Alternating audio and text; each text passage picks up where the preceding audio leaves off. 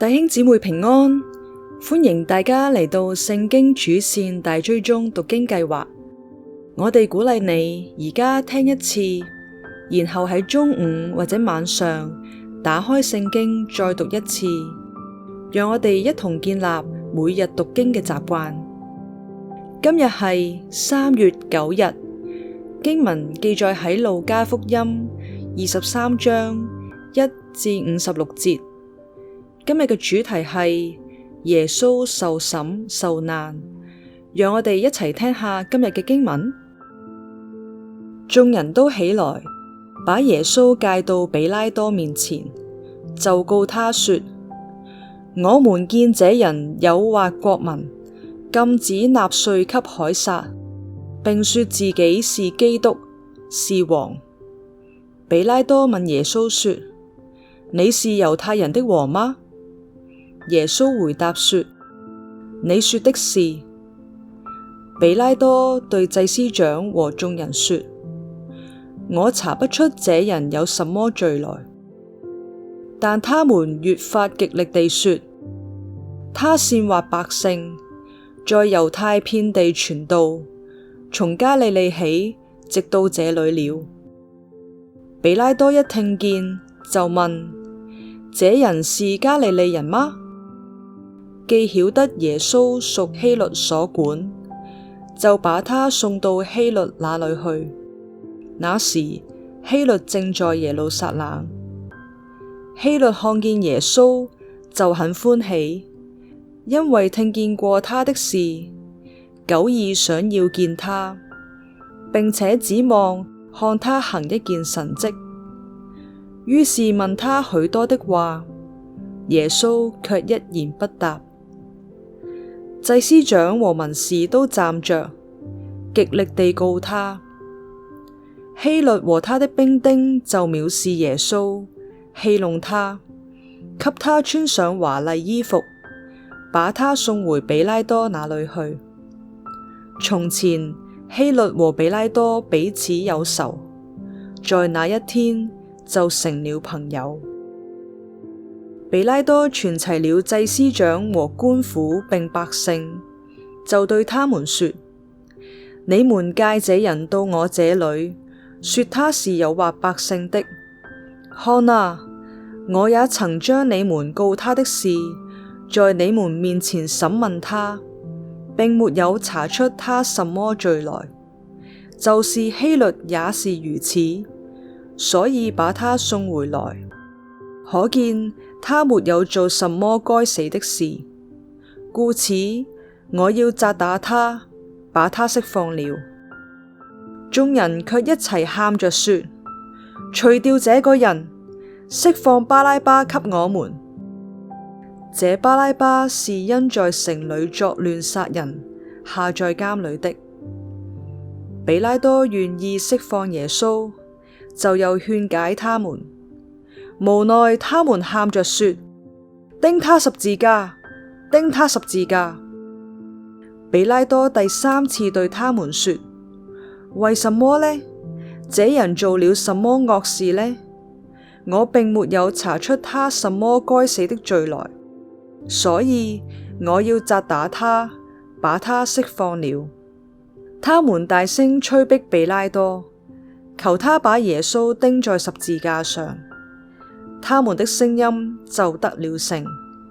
比拉多這才照他們所求的定案，把他們所求的那作亂殺人、下在監裏的釋放了，把耶穌交給他們，任憑他們的意思行。帶耶穌去的時候，有一個古利奈人西門從鄉下來，他們就抓住他，把十字架擱在他身上，叫他背着跟隨耶穌。有許多百姓跟隨耶穌，內中有好些婦女，婦女們為他嚎啕痛哭。耶穌轉身對他們說：耶路撒冷的女子，不要為我哭，當為自己和自己的兒女哭。因為日子要到，人必說：不生育的和未曾懷胎的，未曾乳養嬰孩的有福了。那時，人要向大山說，倒在我們身上；向小山說，遮蓋我們。這些事既行在有汁水的樹上，那枯乾的樹將來怎麼樣呢？又有兩個犯人和耶穌一同帶來處死。到了一個地方，名叫髑髏地，就在那裏把耶穌釘在十字架上，又釘了兩個犯人，一個在左邊，一個在右邊。當下耶穌說：父啊，赦免他們，因為他們所做的，他們不曉得。兵丁就拈鬮分他的衣服。百姓站在那裏觀看，官府也嗤笑他，說：他救了別人，他若是基督，神所揀選的，可以救自己吧。兵丁也戲弄他，上前拿醋送給他喝，說：你若是猶太人的王，可以救自己吧。在耶穌耳上有一個牌子，寫着：這是猶太人的王。那同釘的兩個犯人，有一個譏誚他，說：你不是基督嗎？可以救自己和我們吧。那一個就應聲責備他，說：你既是一樣受刑的，還不怕神嗎？我們是應該的，因我們所受的與我們所做的相稱。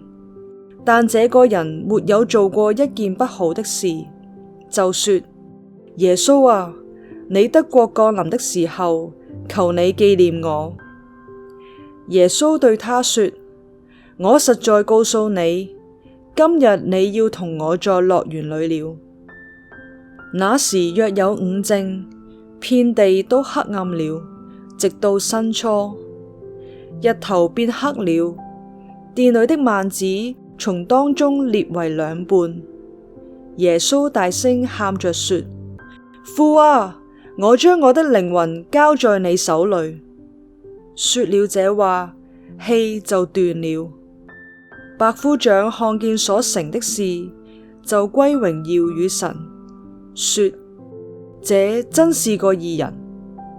聚集觀看的眾人見了這所成的事，都隨着空回去了。還有一切與耶穌熟悉的人和從加利利跟着他來的婦女們，都遠遠地站着看這些事。有一個人名叫約瑟，是個義士，為人善良公義。眾人所謀所為，他並沒有附從。他本是猶太阿里馬太城裏素常盼望神國的人。這人去見比拉多，求耶穌的身體，就取下來，用細麻布裹好，安放在石頭鑿成的墳墓裏。那裏頭從來沒有葬過人。那日是預備日，安息日也快到了。那些從加利利和耶穌同來的婦女跟在後面，看見了墳墓和他的身體怎樣安放，他們就回去，預備了香料香膏。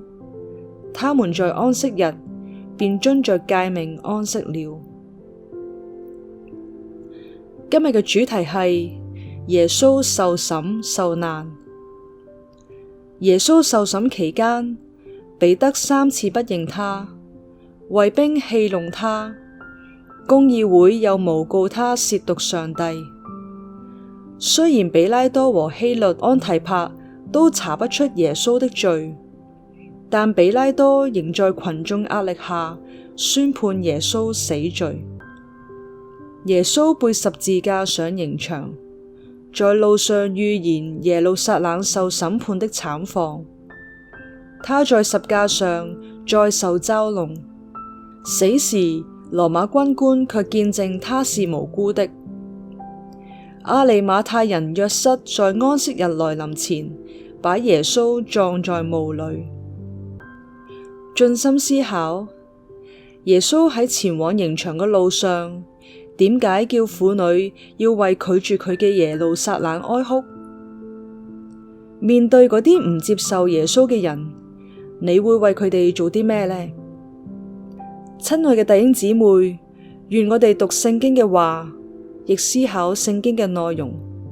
願上帝嘅話祝福大家，再見。